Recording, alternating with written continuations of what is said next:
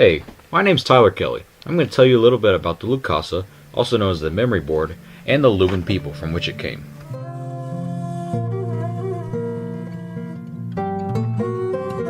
First, a little content.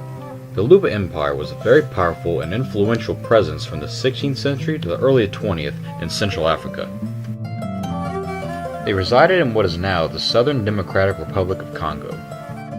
Since Africa was known for its natural resources, the Luban people had access to a plentiful amount of natural resources such as gold, ivory, and copper. The Luban people, just like many African groups, had a big passion for art. They created many goods like pottery and wooden sculptures to be traded with neighboring groups. Now, onto the good stuff, a little function and context. The Lukassa is used by experts in the oral retelling of the Luban culture.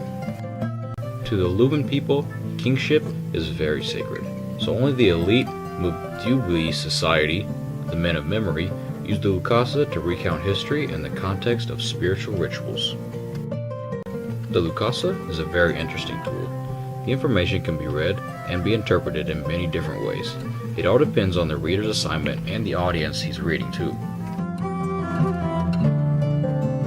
The main and most important function of the Lukassa was to serve as a memory aid that describes myths surrounding the Luba Empire, including, but not limited to, past royal Luba line. The actual retelling of past Luba culture wasn't just a simple story time. It was a very dynamic and oral narrative which reinforces the foundations on how the Luba kingship is established and how it supports the current leadership.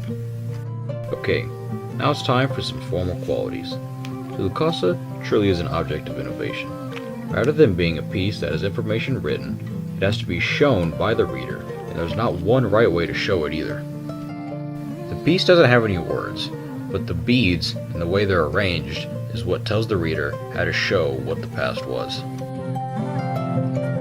Each Lukassa is different, but they all have very similar features. They can all be small enough to be held in the left hand, and it's also held a very specific way.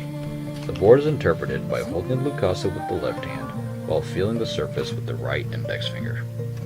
The Lukassa has many tactile qualities. It has a curved middle, which makes grasping it a lot easier.